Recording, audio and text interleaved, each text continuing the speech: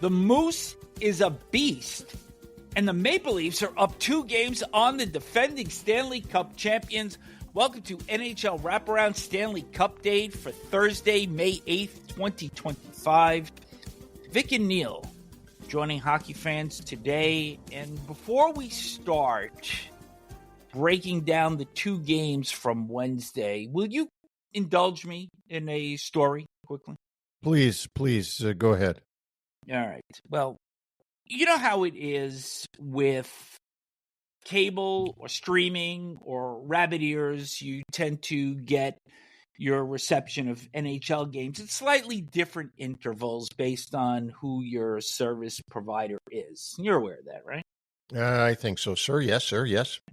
Okay. Well, I think what a lot of people don't know about me is I am fanatical about getting stuff live as it happens on my own time frame, not being tipped off or anything. Like when I record a game to watch later, I insulate myself. I tell friends that I don't want to be tipped off on anything, so I can watch it later as if I'm actually watching it live. So during the course of any hockey evening, I will get phone calls, I'll get texts, and last night I was on the phone with a friend during the entire second period of the Dallas-Winnipeg game. And he knows the pet peeve that I have of being tipped off, and yet he managed to tell me the goals 15 seconds before they were going to happen. And by the end of the second period, we had hung up, and I went to an online dictionary, and I looked up spoiler, and I found a picture of you. So I'm that guy you're talking about? You're that guy. But those are not me knowing that I have premonitions about goals going in. I'm telepathic in my way of being able to interpret what's going to happen, and that's all I'm passing on to you. We had a 15-second delay in our feeds last night. Of course, you chalked it up to not paying my, well, it's not cable. I stream like you do, and that's what you attributed it to. Well, that's what I figured it must be, other than, my brain waves of getting those signals coming out from Pluto.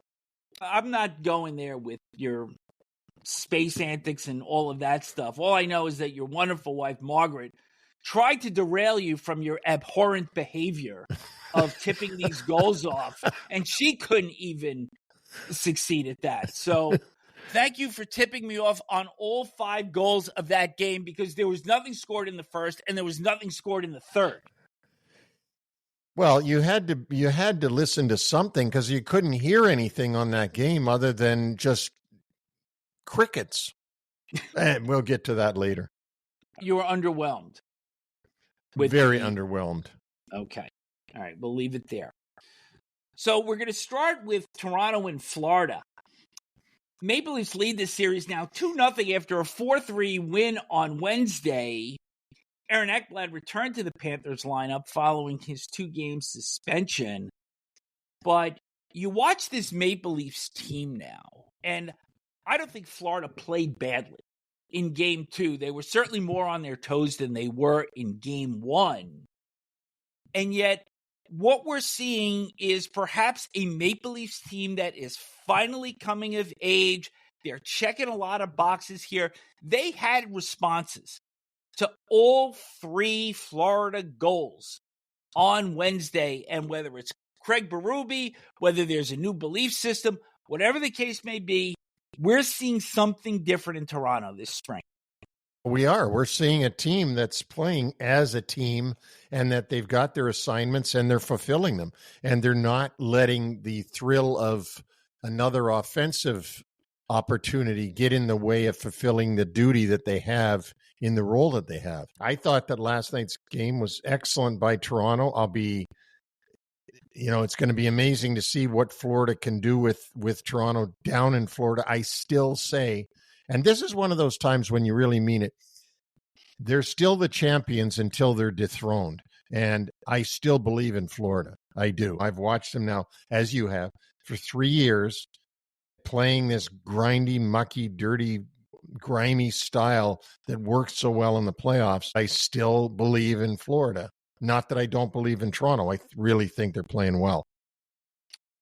But you could see the Maple Leafs' confidence growing that Florida's giving them their best shot and they're taking it.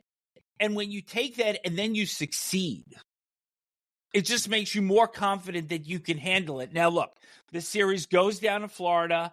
Could be very different by the time this series returns to Toronto, if it does. You're right to say if it does, because we don't know. But the thing that's most impressive about Toronto, on top of what you're saying, they have their backup, their number 2 goalie. He is their number 2, Joseph Woll, in net last night, and still win. Now, just think about that for a minute, because at the other end of the ice, if Bobrovsky had been the one that got hurt and they had to put their backup in net, that would be an overwhelming advantage for Toronto. And it should have been an overwhelming advantage for Florida, but they couldn't get to it. Vitek Vanacek is the backup.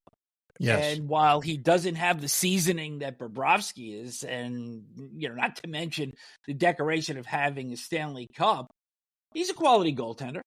Well, he is. He's like Joseph Woll. I mean, I'm not saying he's a minor leaguer. No, he is. He's a backup, but he's a backup. He's not Bobrovsky. And Woll is not Stolarz. One of the things that I noticed in the game that sort of drove me nuts was Kulikov taking the 2 penalties in the first period. Drove me nuts. Like, what is he doing? Toronto's great asset that they have is that 5-forward power play, and which works so well for them. And you're just handing them a couple of opportunities early in the game. It's true, but the Leafs did fail on their first 2 power play opportunities in the game, and then Brad Marchand drew a trip on Bobby McMahon. I thought, frankly, Marchand sold it pretty good, and Alex Barkov opened the scoring 5 seconds after the power play began. But then Kulikov took the second of his penalties, a delay of game for shooting the puck over the glass, and it was the second unit that got the goal with Max Pacioretty tipping in Morgan Riley's shot. Morgan Riley, defenseman. Yeah, on the second power play. Who mentioned that at one point during the Ottawa series? Well, you did, but this is the second. This is the second unit, not the first unit. You're not going to change. I get it, but your thought was they should put Riley into the first power play unit, which I didn't agree with, because I think they know. The units know each other well. Let me just say one thing, honestly. I think that Pacioretty looked like he was in the movie Cocoon last night. Mm-hmm. I mean, he had a rebirth. He was the young Max Pacioretty that played for the Montreal Canadiens. The Connecticut native was just amazing. I thought that his play was fantastic last night and very important part of that Leaf win. He was, because in the second period, the Panthers start off games 1-1, win the opening faceoff, forecheck, turnover, and Marchand at the 15-second mark from Anton Lundell and Eetu Luostarinen. That's that third line again. But then, probably an ill-advised pass backwards in the offensive zone by Matthew Tkachuk, and that led Max Pacioretty down ice to William Nylander, just 4:03 later, and there are the Leafs answering the call for a second time to draw even. And Max Pacioretty's backhand pass, saucer pass, across to Nylander could only be one-upped by the way Nylander accepted the pass and was able to put it up high into the top of the net on Bobrovsky, which was a fantastic work of dexterity by Nylander. Fantastic, but a fantastic pass. And I got to emphasize, backhand pass. Yeah. So there again, see, you've got Pacioretty tipping in the shot from the point, from the defenseman on the power play. But then you got Pacioretty making this great offensive rush down the ice with speed. He didn't look slow to me. And a great pass over to Nylander, who, of course, is one of the biggest talents in the league. One of the areas that was supposed to be a problem for Toronto was exploiting the Panthers through center ice, because that's such a strong part of their game. Yet, a missed step up by Nate Schmidt late in the second period led a rush down ice, Steven Lorentz to Max Domi with 2:51 left in the second period, and the Leafs are taking the lead into the final 20 minutes. I want to just say, because I found that to be a fantastic goal by the Leafs. The youngster Lorentz goes down the ice, perfect saucer pass. And I got to say, Max Domi looked like a pure goal scorer on this one. As soon as it hit his stick, he put it by Bobrovsky. If he had been a millisecond later, Bobrovsky was there already. And he beats Bobrovsky. The perfect pass, the perfect one-timing shot, and just another great goal by the Leafs. And this is not from Nylander. This is Max Domi. Have you been surprised at the Panthers' center ice play thus far in the first two games? Because it looks like they have been sloppy in spots, and the Maple Leafs are taking advantage of that in what is supposed to be a real strong suit for Florida. The Leafs definitely have taken advantage in the first two games, and that's something that Paul Maurice will have to buckle down when he gets back to Florida, because you can't let that keep going, or else the series isn't going to go their way. So in the final period, the expected pressure starts to come from Florida. Don't want to go down 2-0. And at 5:33, it's Lindell tying the game. But just 17 seconds later, a long-range shot by Mitch Marner finds its way past Bobrovsky. And again, here are the Leafs answering the call, putting themselves back in front. And as we said right at the head of this segment, these are the things that we're seeing different, that we just haven't seen from Maple Leaf teams in recent years. No, we haven't seen that immediate pushback like they gave last night. Again, Paul Maurice will have an answer for this, but he better have a good answer, because they need to tie this series up, not go back to Toronto, even with it down 3-1. Florida has to win both games, not just one. Both goaltenders made some excellent stops as we got on towards the later stages of the game. Wall on Mackie Somaskevich, mid-third. And then Sergei Bobrovsky stopping a deflected shot that Brandon Carlo took from the point. It was tipped by Pontus Holmberg, and Bobrovsky holds it in a one-goal game.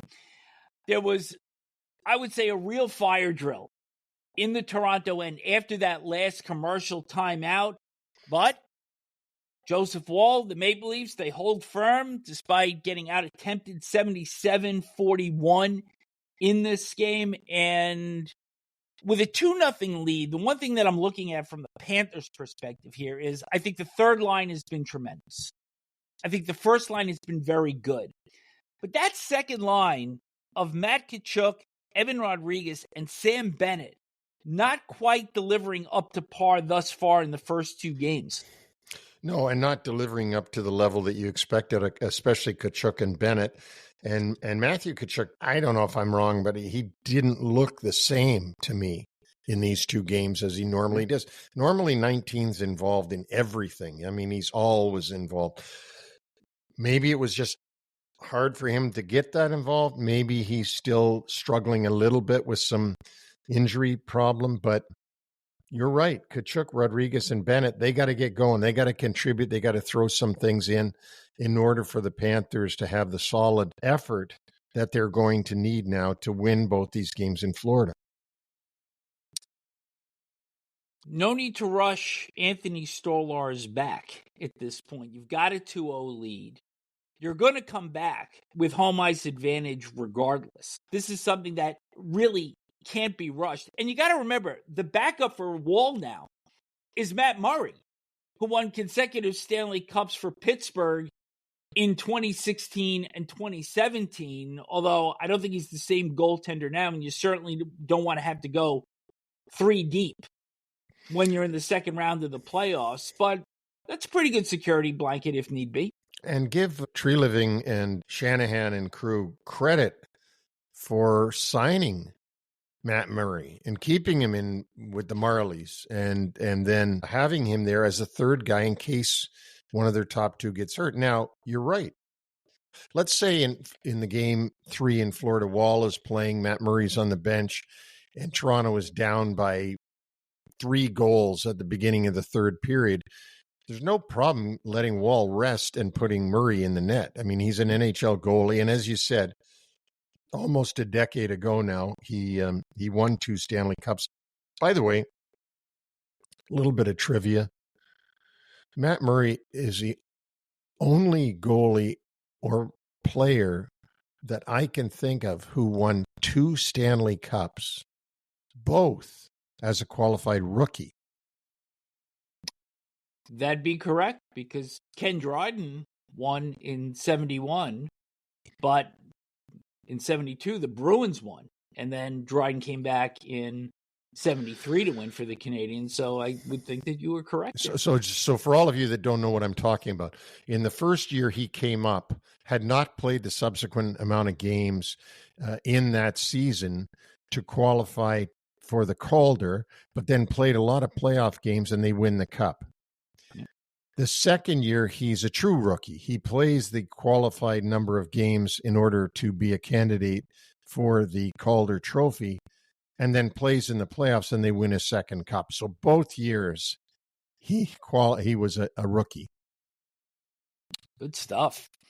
Game 3 of this series will be played in Florida on Friday, but a story that's associated with this, and we just touched on Anthony Stolarz, and there's apparently some concern that has been raised about how the Stolarz injury was actually handled. And Chris Nowinski, Chief Executive Officer of the Concussion Legacy Foundation, had noted that the Reinhardt shot that knocked the mask off of Stolarz, and then the elbow to the head of Stolarz from Sam Bennett, that he was hit twice and exhibited signs of concussion and was not removed by team personnel, was concerning to him. And the first tip-off was when Reinhardt's shot knocked the mask off of Stolarz, he did kind of a spontaneous head shake.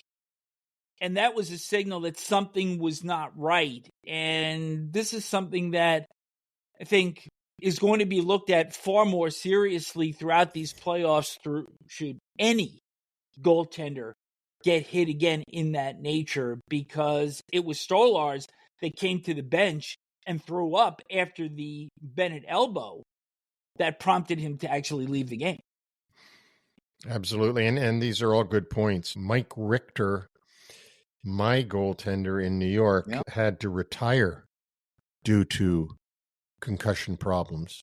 And usually, that sounds funny. Goalie with a concussion? Yeah, because you don't have the protection.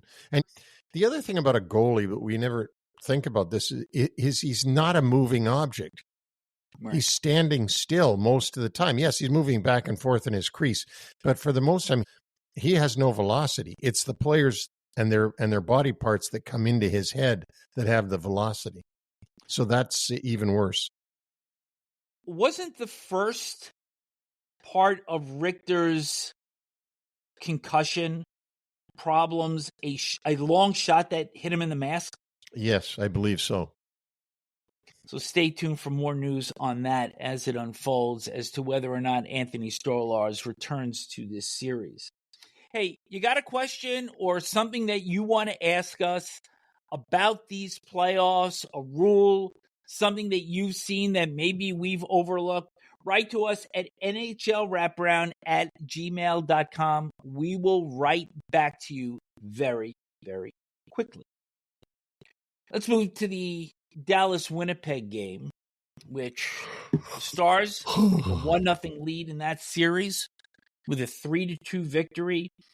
Jason Robertson returns for Dallas. Miro Heiskanen remains out. And from the Winnipeg side, Mark Scheifele returns after a 2-game absence, but Josh Morrissey and Logan Stanley remain on the sidelines. And This game, it looked like there was a little bit of hangover, more for Winnipeg, certainly, coming off of their stirring overtime Game 7 win against St. Louis, because shots were 9-0 early on for Dallas and a 15-1 attempt advantage out of the gate.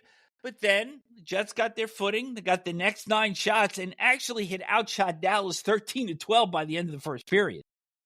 How did you think Hellebuck played? I thought he was good. I actually thought he was good. I think he's only got one game in these playoffs that he's had a save percentage of over 900. But the concerns that we had seen with him during the course of the St. Louis series, and particularly the road games, I don't think was there last night. It kind of went away from me. And this was just a good hockey game. And I don't think you could fault him on any of the 3 goals. No, and I agree with you, and that is good news for Winnipeg. The things that we're talking about here, about the hangover, about a slow start, all that is explainable in some way, shape, or form based upon the 7-game series that they had just finished with St. Louis. But the one thing that would be absolutely terrifying is if Hellebuck last night had looked like he did in those games in St. Louis. That would be terrifying for Winnipeg and great for Dallas. But I thought, like you did, he was back to being the guy that we saw during the season. Both Hellebuck and Jake Ottinger were really strong in this game, and it went scoreless into the second period. And the Jets actually opened the scoring with Mason Appleton setting up Nino Niederreiter for the first goal of the game. But then beast mode sets in. And when you're going good, you're going good. And nobody's going better than Mikko Rantanen at this point, because he taps in an Evgeny Dadonov shot 5:15 after Niederreiter opened the scoring.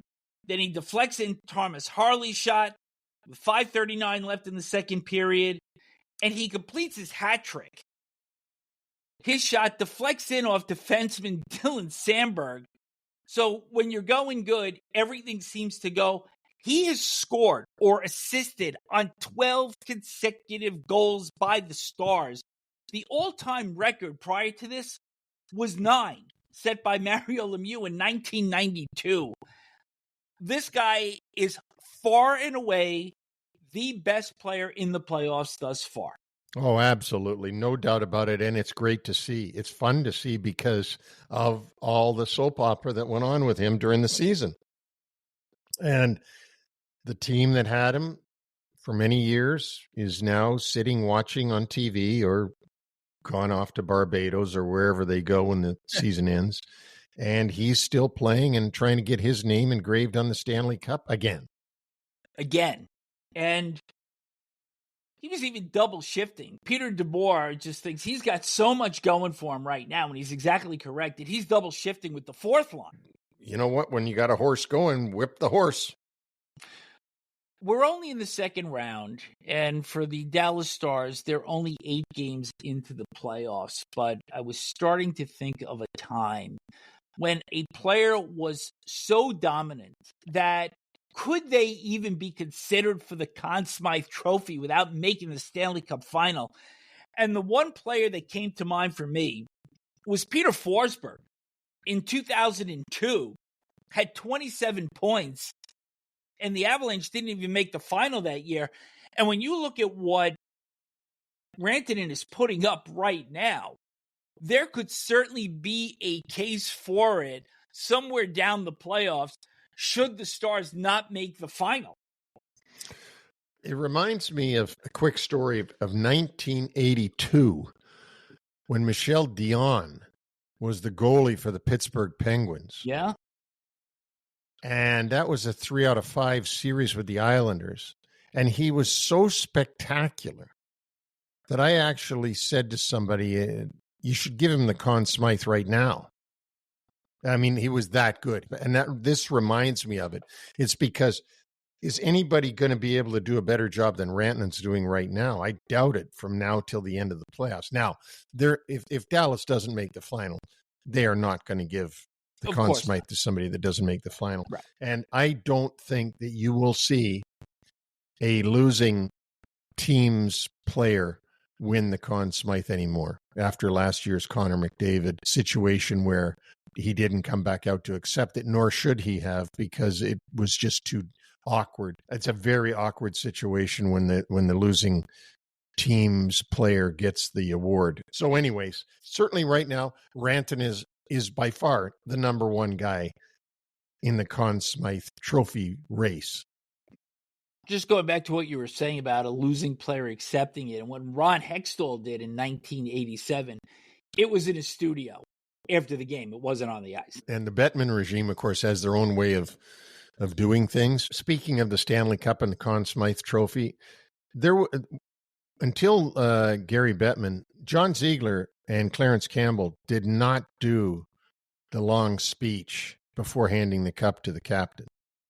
I don't think they did any speech. I don't remember Ziegler ever they had doing the speech. They had a microphone. There was definitely a microphone that came down, because I remember Clarence Campbell grabbing the microphone in Maple Leaf Gardens as it came down from the clock. Yep, that's true. And awarding the Stanley Cup to George Armstrong. And John Ziegler did say something, but it wasn't a long speech like Gary gives now, outlining everything that's gone on with that club. I remember he mentioned your name. Oh, well, he better have. Let's just make sure that we properly wrap up this game, because 57 seconds after Rantanen's third goal, second consecutive hat trick, and this one was a natural one, Mark Scheifele scored to make it 3-2, and I thought he was exceptional coming back from his 2-game absence. Well, he was, and he is an exceptional player when he plays. That's why Winnipeg misses him so much when he's not playing, because he gives you a little bit of everything. He's physical. He can score. He can do a lot of different things. He's not a Rantanen level player, but he is certainly, a Swiss Army knife. He can do everything. Anything you want, Scheifele can do it. Third and final period, good push by the Jets. Outshot Dallas 10-4. And on a scramble late in the game, Esa Lindell getting in behind Jake Ottinger to save the win. That is the first opening game win for Dallas in the last 9 playoff series. What's the urgency level here for the Winnipeg Jets in Game 2? Tremendous urgency. They got to get their game back. We said when they came out, they had a bit of a hangover in that. Okay, they got to get rid of the hangover. They got to obviously do a better job on Rantanen, and they got to win this second game. And it's okay to go to Dallas 1-1. It isn't okay to go to Dallas 0-2. Game 2 in Winnipeg, 9:30, Friday night. Do you have a prediction for that game? I like Winnipeg to bounce back and even. I do too.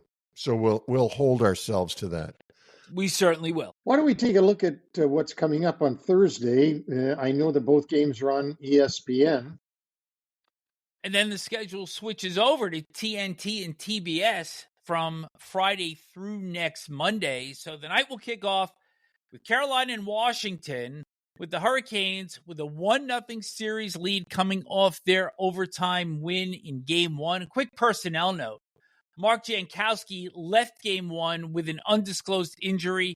Rod Brindamore, head coach, says the injury is not serious and he will be a game-time decision for Thursday. What are you expecting here, given that Carolina pretty much had their way the entire night? And I don't think anything changes for them, but certainly the Capitals have to make some adjustments here. Oh, for sure. Well, one thing is they got to show up. And they didn't show up in Game 1. And here's the confidence I would have if I'm Washington. Guys, we played the crappiest game we could play, and they still had to go to overtime to beat us. Now, if you're Carolina, you say, we outchanced them, we outshot them, we out-everything them. We got to just keep doing what we're doing. And I think you'll see a much different Washington team in Game 2. What does that look like? It looks like a big pushback. It looks like more physicality, more shots. Test Anderson early, and take the game to Carolina rather than letting Carolina come into your building and take it to the home team. I said it on Wraparound on Monday. You've got to force their forwards to come back and support their defense and play a heavy game. And to me, the blueprint for Washington is not that difficult. It's more a matter of executing it because, as I just said before, Carolina is not changing a thing. And if you give them the opportunity to just throw pucks at the net at your will, they're going to do that all night because that's who they are. But if you're Washington, just never mind about Carolina. Just play the way you played all season. Play the way the Washington Capitals play. And that's why they were first in the East. It happens to be that you're playing Carolina. You know their idiosyncrasies, but play your game. Get back to your game. And part of that is going to put some traffic and some heat on Freddie Anderson, who barely broke a sweat in this one. But give him credit. Looked good. Yep. First game back. Did look good. He did. The 9:30 game will be Edmonton and Vegas, with the Oilers taking a 4-2 decision in Game 1. Personnel-wise, the question will be the status of Alex Pietrangelo, who missed Game 1 with an illness, and also leading goal scorer Pavel Dorofeyev. I believe Pietrangelo would probably be the more likely of the two to come back if only one of them plays. Yeah, I would think that Pietrangelo would be back. I mean, if he's got the flu or he had whatever his illness is, those things don't usually last more than 24 to 48 hours, so he should be able to play in this game. I'm concerned for the Golden Knights here, that if they go to Edmonton down 0-2, I'm not certain they can win 2 games in Edmonton to bring this series back with home ice at some point, either after Game 4 or after Game 6. They have to win Game 2, just as we've said in Washington. They have to win Game 2. You can't leave your own town down 0-2 and think that you're going to win the series. I've seen it happen before. It happened to us with the Rangers, but you've put yourself behind a very big 8 ball if you lose both your home games.